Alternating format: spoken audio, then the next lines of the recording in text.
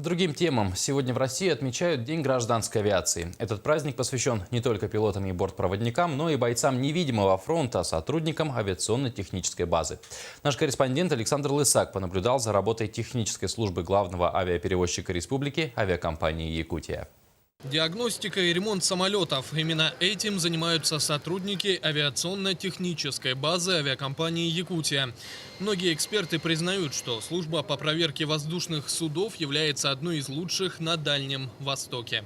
По большому счету, опыт нашего предприятия используется, не совру, во всем мире.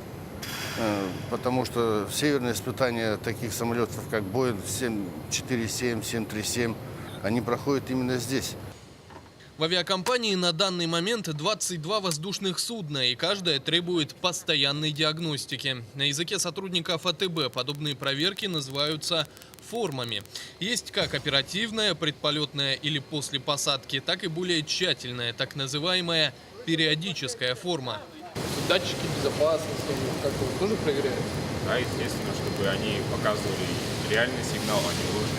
Ведущий инженер АТБ Георгий Владимиров объясняет нам принципы проверки российского самолета «Сухой Суперджет». Также он рассказал, как служба получила допуск к более детальным проверкам самолетов этой модели. Сначала 50 сотрудников 2 месяца изучали теорию, затем проходили практику в авиакомпаниях, где уже эксплуатировался «Сухой Суперджет».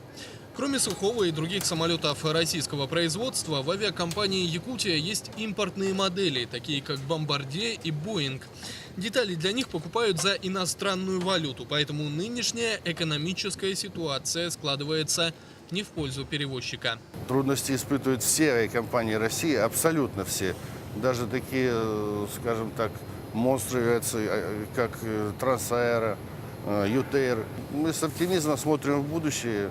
Надеемся, мы выкарабкаемся из этого, так же, как и вся наша страна. Важность авиационно-технической базы сложно переоценить. Без нее работа любой авиакомпании невозможна. Согласитесь, ведь на неисправном самолете далеко не улетишь. Александр Лысак, Василий Слепцов, НВК «Саха», Якутск.